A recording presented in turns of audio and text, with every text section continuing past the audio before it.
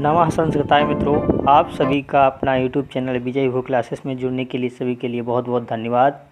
आज का वीडियो जो बहुत ही परीक्षा की दृष्टि से बहुत ही महत्वपूर्ण होने वाले हैं। आपका इसमें से 8 या 10 क्वेश्चन बनने वाले हैं, जो परीक्षा में 10 क्वेश्चन तो बनने ही बनने हैं। आपको लिखित ये परीक्षा के बाद में आपको ये लिखित प्रमाण ज़रूर मिलेगा। बाद में आप यही लोग कमेंट में कहेंगे कि हाँ सर, आपके द्वारा ये 10 प्रश्न आए हुए हैं।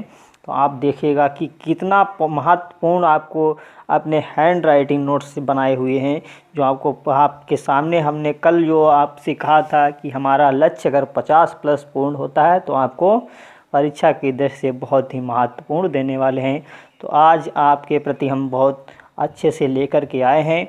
जो आप अगर आज जो है 100+ अगर हमको लाइव पहुंचाते हैं तो और भी इससे हम कुछ अच्छा देने वाले हैं।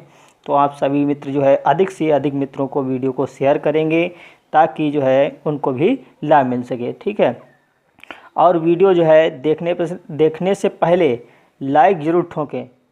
ठीक है, तो सभी मित्र देखिएगा क्या चलता है। एक लिखा है ग्रंथ, वंश, गोत्र, उपासक, रीति, प्रमुख रस और छंद, ये लेकर के आए। तो ग्रंथकार और आश्रयदाता को एक में ही लिख दिया है कि कौन लेखक जो है ग्रंथकार किसके आश्रयदाता हैं, और प्रमुख रस ग्रंथ का, और जो है छंद, अलंकार, रीत, उपासक और वंश, जाति और गोत्र, ये हम लेकर के बनाए हैं नोट्स में।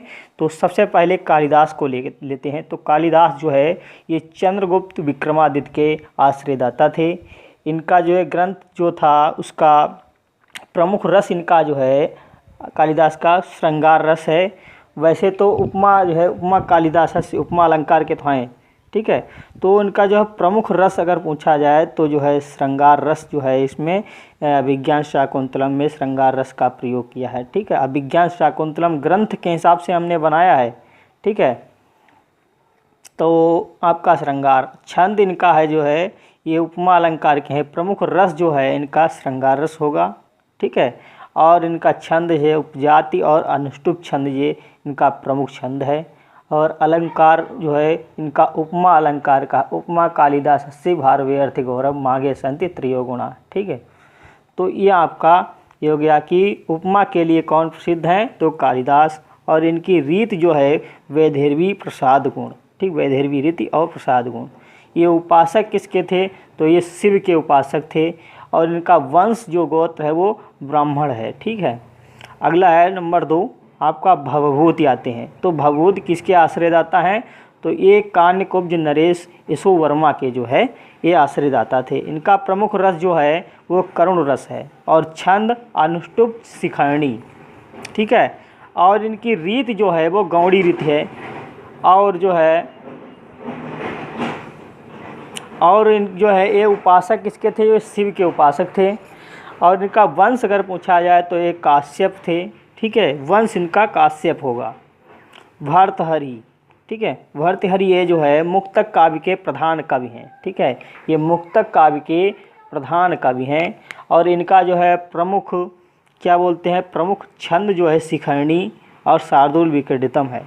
ये वैदेहवी और माधुर्य गुण के जो है इनकी रीति है। और ये उपासक थे ब्रह्म के उपासक, भर्तृहरि ब्रह्म के उपासक थे। ठीक है, अगला है बाणभट्ट, ये जो है सम्राट हर्ष के सभा पंडित थे। ठीक, इनकी रीत जो है पांचाली है। और ये उपासक शिव और शैव थे। ठीक है, शिव को ही शैव कहा जाता है। और इनका जो है वंश था वातास्यायन, और वत्स वंश के थे ब्राह्मण। ठीक, वत्स वंश ब्राह्मण थे। और नंबर 5 में आपके भारवी आते हैं। ये भारवी ये विष्णुवर्धन पुलकेशियन द्वितीय के अनुज थे। ये किसके आश्रयदाता थे भारवी, ये विष्णुवर्धन जो है विष्णुवर्धन पुलकेशियन द्वितीय के अनुज थे। इनकी रीत क्या है, पांचाली और ओज।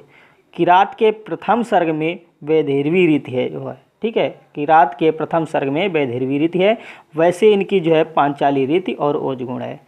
ये भी ये शिव संप्रदाय के उपासक थे शैव। ठीक है, तो इनका जो है वंश वो है कुशिक वंश है। ठीक है, कुशिक वंश के थे। तो ये हो गया आपका। अगला देखिएगा दिया है नायकों की कोटियाँ, तो नायकों की कोटियाँ 4 होती है नाटक में। एक होता है धीरोदात्त, एक है धीरोदत्त और धीर ललित और धीर प्रशांत। तो धीरोदात्त में आपके कौन कौन से आते हैं, तो राम, कृष्ण, अर्जुन, चंद्रापीड, दुष्यंत और शिवाजी। ठीक है, तो धीरोदात्त में राम, कृष्ण, अर्जुन, चंद्रापीड, दुष्यंत और शिवाजी आते हैं। और धीरोदात्त में आते हैं आपके, ठीक है, धीरोदात्त में आपके अर्जुन और राम, कृष्ण, ये दुष्यंत, शिवाजी हो गए। ठीक है, और धीरोदत्त में आपके कौन आते हैं, धीरोदत्त में भीम, परशुराम, दुर्योधन आदि। भीम, परशुराम, दुर्योधन ये धीरोदत्त हैं। धीर ललित में आपके आते हैं यक्ष और उदयन। ठीक है, धीर ललित में यक्ष और उदयन। धीर प्रशांत में आपका कौन आते हैं, तो धीर प्रशांत में जो है 4 दत्त आते हैं। ठीक है, धीर प्रशांत में 4 दत्त आते हैं। अगला है नायिकाओं की कोटियाँ। तो नायिका जो नायिका होती है उनकी 3 कोटियाँ हैं। कोटियों से पूछ देता है कि नायिकाओं की कोटियाँ कितनी है, तो 3 कोटियाँ हैं नायिका की, और नायक की 4 कोटियाँ। तो कौन कौन सी 3 जो है कोटियाँ हैं, सुकिया प्रौढ़ा, सुकिया मध्या, सुकिया मुग्धा। तो ठीक है, सुकिया प्रौढ़ा में कौन कौन आती हैं, तो आपके सीता और द्रौपदी, सीता द्रौपदी। और सुकिया मध्या में जो आपकी आती हैं वो कौन है, इक्षिणी। और सुकिया मुग्धा में कौन आता है, शकुंतला, कादम्बरी, महाश्वेता। ठीक है, तो शकुंतला जो है किस में आती है, सुकिया मुग्धा नायिका में आती हैं। ठीक है, कादम्बरी और महाश्वेता। ये हो गया आपका। अगला देखिएगा, संस्कृत साहित्य के प्रमुख पति प्रेमी, पत्नी प्रेमी, प्रेमिका एवं उनकी संतानें। तो भारव जो थे, इनकी भारव की कौन थे, भारव के कौन थे ये, ठीक है, ये रसिका और रसिकवती इनकी प्रेमिका थी। ठीक है, तो इनकी जो है पत्नी थी कौन, वो ये पत्नी या प्रेमिका कुछ भी कहें। तो भारव की जो है रसिका और रसिकवती थी। पुत्र इनके थे मनोरथ। अगस्त की पत्नी कौन है, लोपामुद्रा। और वशिष्ठ की अर्धंती। ठीक, वशिष्ठ की अर्धंती। विश्वामित्र की मेनका। और इनका पुत्र जो था, मतलब पुत्री थी, वो कौन थी, मेनका की शकुंतला। ठीक है, तो इनकी पुत्री शकुंतला, विश्वामित्र और मेनका की। ठीक है, तो मारीच की पत्नी कौन है, अदिति दाक्षायणी। ये पूछा गया प्रश्न है अभिज्ञान शाकुंतलम में। मारीच जो है इनकी पत्नी कौन है, अदिति और दाक्षायणी। और इनका पुत्र जो था वो कौन था, इंद्र। और ययाति ये इनकी पत्नी है शर्मिष्ठा देवयानी। और इनका पुत्र जो था वो है पुरु। अत्रि ऋषि जो हैं इनकी जो पत्नी है वो है अनुसुईया। और इनके पुत्र जो थे वो कौन थे, दुर्वासा। अगला है तारापीठ। तो तारापीठ की पत्नी जो थी वो विलासवती थी और पुत्र इनका था चंद्रापीठ। चित्ररथ, तो चित्ररथ की पत्नी है मदिरा और इनका पुत्र तो जो है पुत्री है कादम्बरी। ठीक है, चित्ररथ की पत्नी जो थी मदिरा और इनकी पुत्री थी कादम्बरी। श्वेतकेतु, तो श्वेतकेतु की जो प्रेमिका थी वो लक्ष्मी थी और इनका जो है पुंडरीक पुत्र था। ठीक है, तो पुंडरीक पुत्र था। ये हो गया। अगला देखिएगा, ये आपका मेघदूत से, इससे 2 प्रश्न अवश्य बनेंगे, 1 या 2 प्रश्न जरूर बनते हैं परीक्षा में। तो मेघदूत में उत्तर मेघ में वर्णित पुष्प, ऋतुओं एवं रंग और अलंकृत जो है अलकापुरी की स्त्रियों के धारण का स्थान। तो देखिएगा, पुष्प जो होते हैं ये उत्तर मेघ का दूसरा श्लोक दिया हुआ है आपका।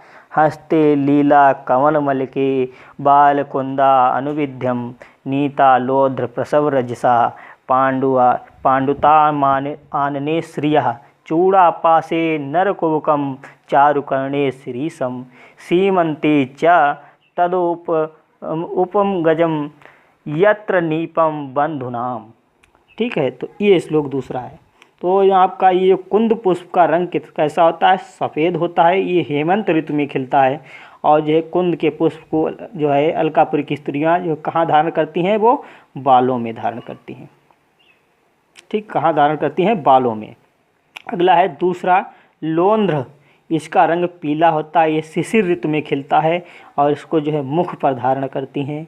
और तीसरा जो है कुर्वक, इसका रंग जो होता है लाल होता है। ये बसंत ऋतु में खिलता है और इसको जो है अलकापुरी की स्त्रियां जो है जूड़े में धारण करती हैं। अगला है शिरीष, ये हरा रंग का है और ये ग्रीष्म ऋतु में खिलता है और इसको जो है अलकापुरी की स्त्रियां कानों में धारण करती हैं। अगला है कदम्ब, ये पीला रंग का है, कदम्ब पीला, ठीक है, ये पीला रंग का है कदम्ब। ये वर्षा ऋतु में खिलता है और इसका जो है अलंकृत स्थान जो है कहाँ है, मांग में। अलकापुरी की स्त्रियां जो है इसको मांग में धारण करती हैं। अगला देखिएगा, अलकापुरी में, अलका में कुबेर का बाह्य उद्यान का नाम क्या है?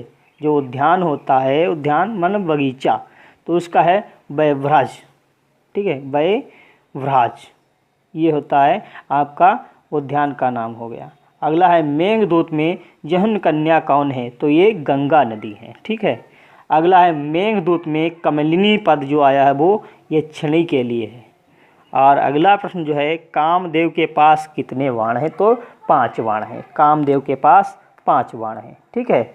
एक अर्थ आपका और आता है, एक शब्द पूछा जाता है कांतोदंतः का अर्थ है, तो क्या होता है? प्रिया का समाचार या वृतांत, ठीक है, ये होता है। ये बहुत ही पूछे जाने वाले प्रश्न आपके समक्ष मैंने प्रस्तुत किया है। और एक पूछा जाता है साप दिवसों की तुलना, ठीक है, साप यक्ष के जो साप के दिवसों की तुलना किससे की गई है? तो पुष्पों से की गई है, ठीक है। और पूरे जो है आपके मंदाक्रांता छंद इसमें प्रयोग किया गया है, ठीक है। तो ये आपको सबको याद रखना चाहिए। और यक्ष का जो है प्रवास का समय कितना है? वो 1 वर्ष का है, ठीक है, ये होता है। और जो विदिशा नगरी है कहाँ बसी हुई है? ये बेत्रवती के नदी किनारे बसी हुई है, ठीक है। तो आपको ये भी याद रखना है। और एक प्रश्न और बनता है, यक्ष के शापांत की अवधि मानी गई है, तो यक्ष के शापांत की अवधि मानी गई है वो 4 माह, ठीक है। तो ये आपको याद रखना चाहिए सभी को। और जो है मेघ समूह में 4 तत्वों का वर्णन किया गया है, जो श्लोक संख्या आपका पूर्व मेघ में श्लोक संख्या 5 में दिया है। धूम ज्योति सलिल मरुतम सन्निपाता क्व मेघा, ठीक है। ये मेघ समूह में 4 तत्वों को, सन्निपाता माने होता है मेघ, मेघ समूह का मिलन, सन्निपाता माने जो है आपका मेघ समूह का मिलन। इसमें 4 तत्वों का मेघ से बना है, 4 तत्वों से मेघ बना है। तो कौन कौन से 4 तत्व हैं? धूम, ज्योति, सलिल, मरुत, ठीक है। 4 तत्व जो हैं मेघ समूह में शामिल हैं। तो ये आपको आपके समक्ष मैंने इम्पॉर्टेंट चीज़ें हमने बता दी है, जो इसमें से ये हमारा वीडियो आपकी परीक्षा दृष्टि में आपका रामबाण होने वाला है। इसमें से आपका 8-10 प्रश्न अनिवार्य बनेंगे जो हमने आपके समक्ष प्रस्तुत किए हैं। तो सभी मित्रों को बहुत बहुत धन्यवाद। वीडियो अच्छा लगे तो लाइक, शेयर, और जो नए मित्र हमारे साथ जुड़ रहे हैं वो चैनल को सब्सक्राइब करें और बेल आइकन को प्रेस करें। और सभी जो है महत्वपूर्ण वीडियो हमारे द्वारा बनाई गई हैं वो देखिएगा। तो सभी को मेरे साथ जुड़े रहने के लिए बहुत बहुत धन्यवाद। नमः संस्कृताय।